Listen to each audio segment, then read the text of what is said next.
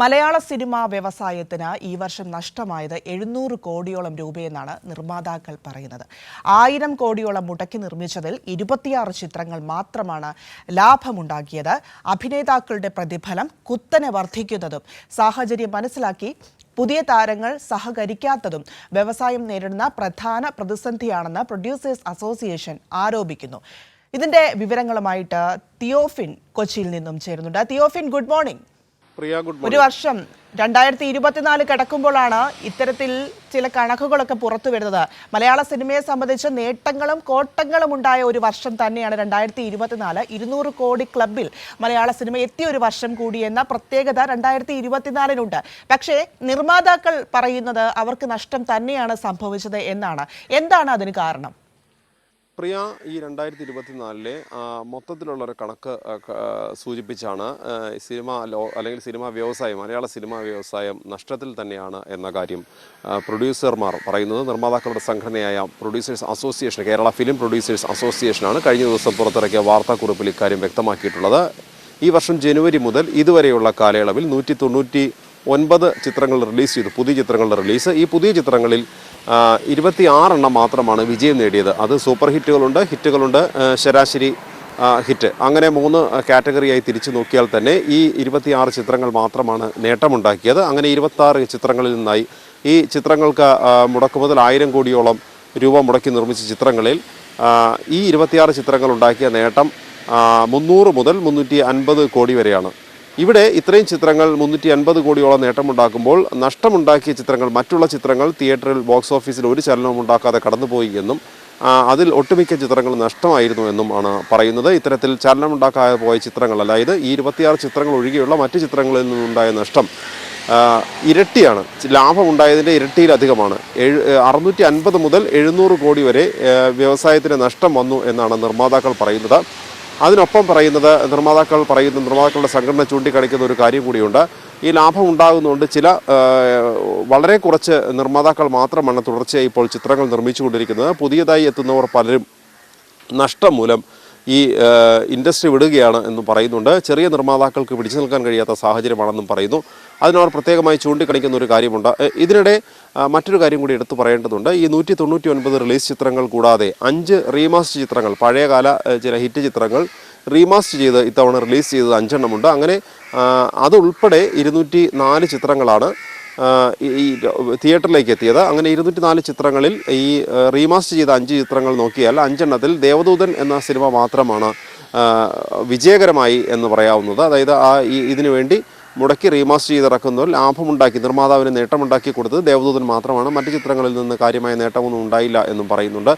നിർമ്മാതാക്കൾ പറയുന്ന മറ്റൊരു കാര്യം കൂടിയുണ്ട്. ഇപ്പോൾ നേരത്തെയുള്ള സാഹചര്യമല്ല ഉള്ളത്. കഴിഞ്ഞ വർഷം ഇറങ്ങിയതുപോലെ തന്നെ 200-ലധികം ചിത്രങ്ങൾ ഇത്തവണ ഇറങ്ങിയെങ്കിൽ കൂടി സാഹചര്യങ്ങൾക്ക് മാറ്റം വന്നിരിക്കുന്നു. തിയേറ്റർ റിലീസിലൂടെ ഉണ്ടാകുന്ന നേട്ടവും അതിനെ തുടർന്നുണ്ടാകുന്ന ലാഭങ്ങൾ മാത്രമാണ്, അല്ലെങ്കിൽ മെച്ചവും മാത്രമാണ് ഉള്ളത്. കാരണം നേരത്തെ ഈ സാറ്റലൈറ്റ് റൈറ്റ് എന്നത് നേരത്തെ തന്നെ കിട്ടുമായിരുന്നൊരു സാഹചര്യം ഉണ്ടായിരുന്നു. അപ്പോൾ സിനിമ നിർമ്മിക്കുമ്പോൾ സിനിമയുടെ താരമൂല്യം, മറ്റു കാര്യങ്ങൾ, സംവിധായകൻ, അങ്ങനെയുള്ള ടീം, അതായത് പ്രൊഡ്യൂസർ ആരാണെന്നൊക്കെ നോക്കി അത്തരം കാര്യങ്ങൾ കൂടി പരിഗണിച്ച് ഒരു സാറ്റലൈറ്റ് റൈറ്റ് മുൻകൂട്ടി തന്നെ കിട്ടുന്നൊരു സാഹചര്യം ഉണ്ടായിരുന്നു. അതിൽ പ്രതീക്ഷ അർപ്പിച്ചുകൊണ്ട് സിനിമ നിർമ്മിച്ചിരുന്ന ഒരു കാലത്തിൽ നിന്ന് മാറ്റം വന്നിരിക്കുന്നു. പക്ഷേ സാറ്റലൈറ്റ് റൈറ്റ്, മികച്ച രീതിയിൽ സാറ്റലൈറ്റ് റൈറ്റ് കിട്ടിക്കൊണ്ടിരുന്നപ്പോൾ താരങ്ങൾ പ്രതിഫലം ഉയർത്തിയിരുന്നു. ആ പ്രതിഫലം ഉയർത്തിയ യുവതാരങ്ങൾ ഉൾപ്പെടെ പ്രതിഫലം ഉയർത്തിയവർ ഇപ്പോഴത്തെ സാഹചര്യം മനസ്സിലാക്കി തങ്ങളോട് സഹകരിക്കുന്നില്ല എന്നാണ് നിർമ്മാതാക്കൾ പറയുന്ന പ്രധാന പരാതി. ഇതവർ ആ വാർത്താക്കുറിപ്പിലും വ്യക്തമാക്കിയിട്ടുണ്ട്. കാരണം ഇപ്പോൾ തിയേറ്ററിൽ ചലനമുണ്ടാക്കുന്ന ചിത്രങ്ങൾ ഹിറ്റായി മാറുന്ന സിനിമകൾക്ക് മാത്രമാണ്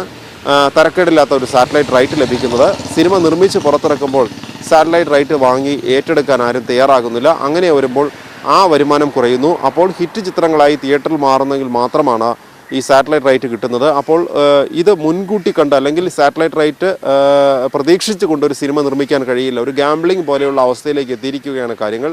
അപ്പോൾ നിർമ്മാതാക്കൾക്ക് നഷ്ടമുണ്ടാകുന്നത് ഇവിടെയാണ്. അങ്ങനെ ഹിറ്റായ ചിത്രങ്ങൾക്ക് മാത്രം നേട്ടമുണ്ടാവുകയും മറ്റു ചിത്രങ്ങൾക്ക് ഒരു ഗ്യാരണ്ടിയും ഇല്ലാത്ത സാഹചര്യം വരികയും ചെയ്യുമ്പോൾ ഇത് മനസ്സിലാക്കി താരങ്ങൾ സഹകരിക്കണമെന്നാണ് നിർമ്മാതാക്കളുടെ ആവശ്യം. ഈ പ്രധാനമായും അവർ ചൂണ്ടിക്കാണിക്കുന്നത് താരങ്ങളുടെ പ്രതിഫലം കുത്തനെ ഉയരുന്നു. ഇത് ഉയർന്നു പോകുന്നത് നിയന്ത്രിക്കാൻ നിർമ്മാതാക്കൾക്കും കഴിയാത്തൊരു സാഹചര്യമുണ്ട്. കാരണം ഈ ചിലപ്പോൾ ഒരു പക്ഷേ വലിയ സാധ്യത ഇല്ലെങ്കിൽ തന്നെ ലോ ബഡ്ജറ്റ് ചിത്രങ്ങളാണെങ്കിൽ കൂടി അങ്ങനെ ഒരു ക്രമീകരണം അത് പ്രധാനമായും യുവതാരങ്ങളെ സൂചിപ്പിച്ചാണ് അവർ പറയുന്നത്. അത്തരത്തിൽ സഹകരിക്കാൻ പലരും തയ്യാറാകുന്നില്ല എന്നൊരു പരാതി ഉണ്ട്. തന്നെയുമല്ല, സിനിമയുടെ നിർമ്മാണം വേഗത്തിൽ തീർക്കാൻ, പ്രൊഡക്ഷൻ ചെലവ് കുറയണമെങ്കിൽ വേഗം നിർമ്മാണം തീർക്കാൻ കഴിയണം. അത്തരത്തിൽ വേഗത്തിൽ നിർമ്മാണം മുന്നോട്ട് കൊണ്ടുപോകാനും കൃത്യമായ സമയത്ത് ഷൂട്ടിംഗ് തീർക്കാനും ചില യുവതാരങ്ങൾ സഹകരിക്കുന്നില്ല എന്ന പരാതി നേരത്തെ തന്നെ ഉള്ളതാണ്. ആ പരാതി അവർ വീണ്ടും ഉന്നയിക്കുകയാണ്. അതോടൊപ്പം തന്നെ കൃത്യസമയത്ത് ഡബ്ബിംഗ് ജോലികൾ കൂടി തീർത്ത്, സ്റ്റുഡിയോ വർക്ക് തീർത്ത് സിനിമ റിലീസ് ചെയ്യേണ്ടതുണ്ട്. അങ്ങനെയുള്ള കാര്യങ്ങളിലും ചിലപ്പോൾ അലംഭാവം ചില താരങ്ങൾ കാണിക്കുന്നു എന്നൊരു പരാതി നേരത്തെ തന്നെയുണ്ട്. പലതവണ നേരത്തെ പരാതിയായി പുറത്തു വന്നതുമാണ്. അതും ഇപ്പോൾ നിർമ്മാതാക്കൾ പറയുന്നൊരു വലിയ പരാതിയാണ്. പക്ഷേ ഇതിനിടയിൽ വലിയ നേട്ടമുണ്ടാക്കാതെയും ശരിയായി പോയ ചില ചിത്രങ്ങളുണ്ട്. പക്ഷേ അതെല്ലാം ഈ ലാഭചിത്രങ്ങളിൽ നിന്ന് ഒഴിവാക്കി നഷ്ടമുണ്ടാകും. ഇതെല്ലാം ഉൾപ്പെടെ പൊതുവെ നോക്കിയാൽ വ്യവസായ ലോകത്തിന് 700 കോടിയോളം, 650 മുതൽ 700 കോടിയോളം വരെ ഈ ഒരു വർഷത്തിനിടയിൽ, അതായത് 2024 എന്ന വർഷത്തിൽ മലയാള സിനിമാ ലോകത്തിന്, ഇൻഡസ്ട്രിക്ക് നഷ്ടമുണ്ടായി എന്ന് പറയുന്നു. ഈ ഇൻഡസ്ട്രിയെ ഇനി എന്തെങ്കിലും കാര്യമായി ചെയ്ത് രക്ഷപ്പെടുത്തിയില്ലെങ്കിൽ നിർമ്മാതാക്കളുടെ നില പരുങ്ങലിലാകുമെന്നും പറയുന്നു. ഏതാനും ലാഭമോ നഷ്ടമോ നോക്കാതെ സിനിമ നിർമ്മിക്കുന്ന ചില നിർമ്മാതാക്കൾ ഒഴികെ മറ്റുള്ളവർക്ക്, പ്രൊഡ്യൂസർ എന്ന നിലയിൽ എത്തുന്നവർക്ക് ഇത് ഭാവിയുടെ നിലനിൽപ്പ്, ഈ വ്യവസായത്തിൻ്റെ തന്നെ നിലനിൽപ്പ് അവതാളത്തിലാകുമെന്നും നിർമ്മാതാക്കളുടെ സംഘടന ചൂണ്ടിക്കാണിക്കുന്നുണ്ട്. വലിയ ശ്രദ്ധ ഒരുപക്ഷെ സർക്കാരിൻ്റെ ഭാഗത്തുനിന്ന് ഉൾപ്പെടെ ഇതിൽ ഉണ്ടാകണമെന്നാണ് അവർ പറയുന്നത്. ശരി, എന്തായാലും മലയാള സിനിമ ദേശീയ അന്തർദേശീയ തലങ്ങളിൽ ശ്രദ്ധിക്കപ്പെട്ട ഒരു വർഷമാണ് 2024 എന്ന് പറയുന്നത്. ആ ഘട്ടത്തിലും ഇങ്ങനെ ചില പ്രശ്നങ്ങൾ നിർമ്മാതാക്കൾ പറയുകയാണ്. 700 കോടിയോളം നഷ്ടമാണ് ഉണ്ടായിരിക്കുന്നത് എന്ന് അവർ പറയുന്നു.